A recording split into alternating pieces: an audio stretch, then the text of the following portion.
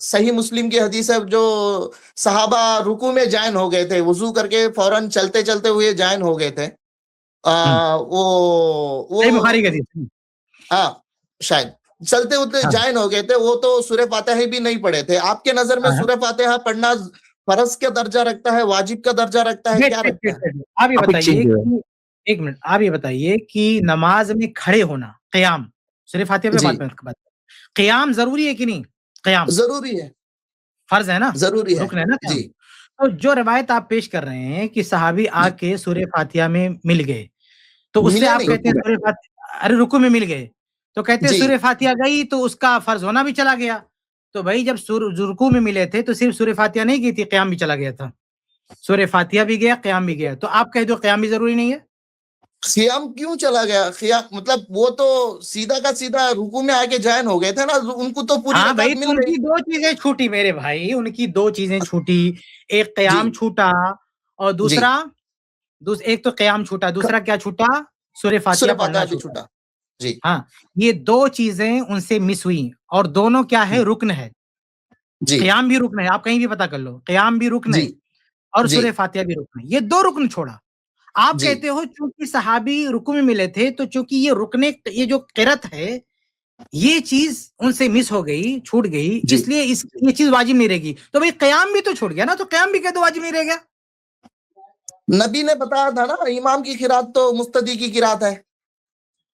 अरे भाई, इमाम की किरात मुक्तदी की किरात नहीं, आप वो तो दूसरी हदीस ले आए ना आप।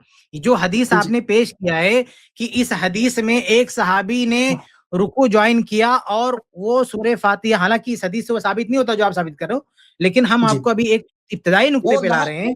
भाई दो चीज छोड़ दिया था उन्होंने, जी, एक तो सूरह फातिहा छूटी, दूसरा क़याम छूटा।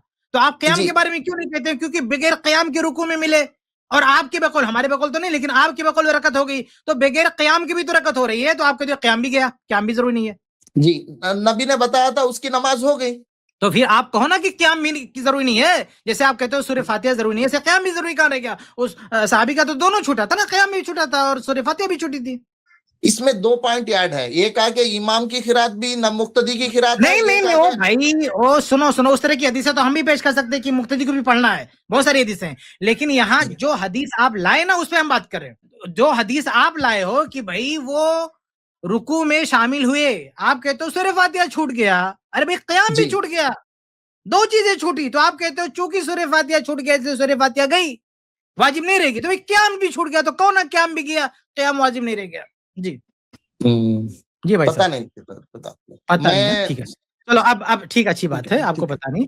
अब दूसरे एंगल से बात करते हो, ये जो आपने रवायत पेश किया ना, सही जी, बुखारी में रवायत है कि सहाबी आके रुकू में मिले थे, ठीक है। जी, अब आप सिर्फ ये क्यों कहते हो कि रुकू में मिले थे तो वो सूरह फातिहा चला गया? आप कहो ना दो तीन रकत भी छोड़ दे तो कोई मसला नहीं है। उस सही बुखारी की रवायत में ये जिक्र है कि अल्लाह के नबी से जो आके मिले थे वो पहली रकत में मिले थे, या दूसरी में मिले थे, या तीसरी मिले थे, या चौथी मिले थे?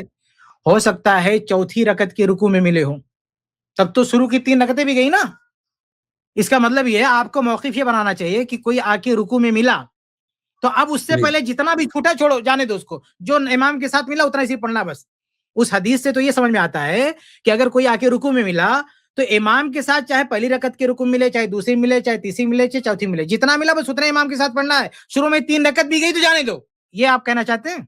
हाँ भाई साहब। उसकी रकत ये नहीं, नहीं, जब रुकू में मिला, रुकू पा लिया, नहीं तो नहीं नहीं, उसकी वो उसकी तीसरी, रकत। नहीं, वो सहाबी तीसरी चार रकत वाली नमाज थी और चौथी में आके रुकू में मिले हो जी, तो? जी, मैं पूरी नमाज का पॉइंट नहीं बता रहा हूँ, पहले रुकू में जो पा आप लिया पहले उससे सुनो, अल्लाह रकत के पा ली। बंदे, उस हदीस में ये नहीं है कि पहली रकत ज्वाइन किया था साहबी ने, नहीं, नहीं, पहली मैं रकत वाले रुकू में शामिल हुए थे। कौन सी उस कौन सी भी हदीस में ये रकत, नहीं है, उस कौन सी हदीस भी में ये नहीं रकत कि हो। पहली रकत में आए थे।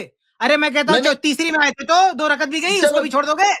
नहीं, तीसरी रकात है तो तीसरी रकात मुकम्मिल हो गई, रिमेनिंग टू रकात कहाँ उसमें हदीस पढ़ में, लेना कहाँ पड़ता हदीस है। में, तो ठीक है ठीक है नहीं, ठीक है। आप जी, ये कहना चाहते हैं कि अगर वो तीसरी में ज्वाइन हुए होंगे तो बाकी उन्होंने जी, पूरा किया होगा, ये कहना चाहते हैं?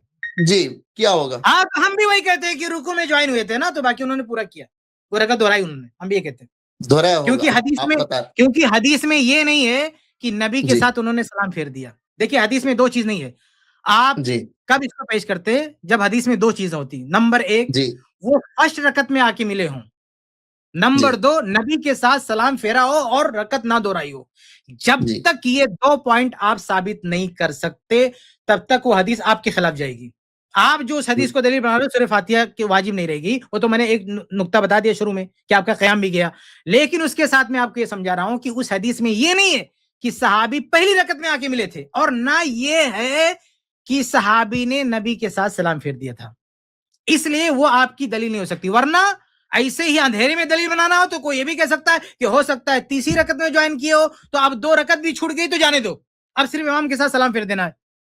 जी तो वो आपकी दलील नहीं है, समझ रहे हैं? जी। उससे और आप एक दलील नहीं ले सकते हो। और एक कोई जगह और पे दलील मुझे है तो लाओ। प्रॉब्लम इस हदीस और एक से जगह आप प्रॉब्लम कोई दलील नहीं ले सकते। कुछ अभी और है तो बताओ। रुको भाई, आपको मैंने वक्त ज्यादा दिया और बल्कि अच्छा डिस्कशन हो रहा है। आप कल आइए, कुछ नहीं इंशाल्लाह अच्छा हो और रहा है ये बात भाई करते हैं। साहब, कुछ नहीं अच्छा हो रहा है जैद भाई। ये ऐसी बातें कर रहे हैं जो खनफी दुनिया भी नहीं मानती है। ये ऐसी ऐसी हाँ, बातें ले रहे हैं जिसको कोई नहीं मानता है। आप थोड़ा सा तैयारी करके आओ इसी मसले पे ना, सूरह फातिहा के मसले पे तैयारी करके आओ। और वो जो बार अच्छा, बार एक बार जो बताओ, आप वो हदीस कौन भाई जिससे साहब आप देखो इतनी देखो बात किए? जैद आप भाई अभी हम हनफी? खत्म करते हैं। हाँ जी जी। अभी हम खत्म करते हैं। आप जो बार बार हदीस ठीक है मैं ठीक है। गुफ्तगू को तवील नहीं देना चाहता, वो हदीस ज़ईफ है। वो जो आप इब्न माजा के पेश कर रहे हो ना, मन कान लहू इमाम फ़क़रातुल इमाम, ये सब ज़ईफ रवायतें, सही रवायतें वही इज़ा क़रा फ़ाज़िर, सब ज़ईफ रवायतें। और दूसरी तरफ ऐसी भी वाज़ेह हदीसें हैं कि इमाम के पीछे अगर कोई शख्स है, सुनन अबी दाऊद की रवायत है, इमाम बुखारी के जुज़ुल क़िरात में है, मुस्नद अहमद में है कि अल्लाह के रसूल ने मुक़्तदियों से कहा, पूछा सलाम फेरने के बाद कि मेरे पीछे जी कुरान पढ़ते हो? कहा हाँ पढ़ते हो। तो कहा कि ला तक़रऊ इल्ला बि उम्मिल कुरान, कि सूरह फातिहा के अलावा बाकी ना पढ़ो, यानी सूरह फातिहा पढ़ो। और फिर वो रिवायत भी है ना, ला सलात लिमन लम यक़रा बिफ़ातिहतिल किताब, जो सूरह फातिहा नहीं पढ़ता उसकी नमाज़ नहीं होती। और आपने खास मुक़्तदियों को भी कहा कि सूरह फातिहा पढ़ना ही पढ़ना है, सूरह फातिहा पढ़ना ही पढ़ना, ये अल्लाह के नबी ने कहा। तो आप जो हदीसें पेश करते हो, ये हदीसों को क्यों भूल गए जिसमें अल्लाह के नबी ने मुक्तदी को हुक्म किया मेरे पीछे सूरह फातिहा पढ़ना आपको? जी भाई साहब। और ये इस हदीस के हिसाब से एक हदीस है, जब नबी नबी करीम देखो, सल्लल्लाहु अलैहि न्यू वसल्लम क्वेश्चन अभी नहीं लेते हैं क्योंकि अभी टाइम हमारा स्ट्रीम का 10 मिनट ओवर हो गया है। हाँ, आपसे बात करने के चक्कर चलो में। ठीक है, बात खत्म करते हैं। तो इनको किसी चलिए और, जी, आप किसी और कुछ स्ट्रीम में आइए। जैद भाई अपना बात रख देंगे, मैं खुलासा करता हूँ। आप किसी और स्ट्रीम में आइए, आपके पास कोई तरतीब नहीं गुफ्तगू करने की, कोई सलीका नहीं है। फ़िक़्ह हनफी से भी आप नावाकिफ़ हैं। आप जो है हनफियों का दफ़ा करने आए हैं, सूरह फातिहा छुड़वाने के चक्कर में पूरी नमाज़ की सारी दुआएँ छुड़वा दी आपने। इस तरह अभी तो आप तो ये जो दूसरी दलील पेश की आपने मुस्लिम की बुखारी की रवायत है ना, इसके चक्कर में तो आप 2-3 रकतें भी छुड़वा रहे हो कि अगर कोई आदमी रुकू में ज्वाइन किया तो 2 रकत भी छोड़ दे तब भी चलेगा। तो आप कहाँ-कहाँ समझौता कर रहे हो? अभी आपने क़याम से भी हाथ खींच लिया। मैंने जब आपको समझाया ना कि सूरह फातिहा छूटी, क़याम छूटा, तो आप क़याम में भी चुप हो गए कि जाने दो क़याम। यानी सब कुछ जाने दो, नमाज़ जाने दो, क़याम जाने दो, सूरह फातिहा सब कुछ जाने दो, बस अहले हदीस सूरह फातिहा ना पढ़े। कैसी ज़िद है मेरे भाई? आप तैयारी करके आओ, आपके पास कोई दलील नहीं है।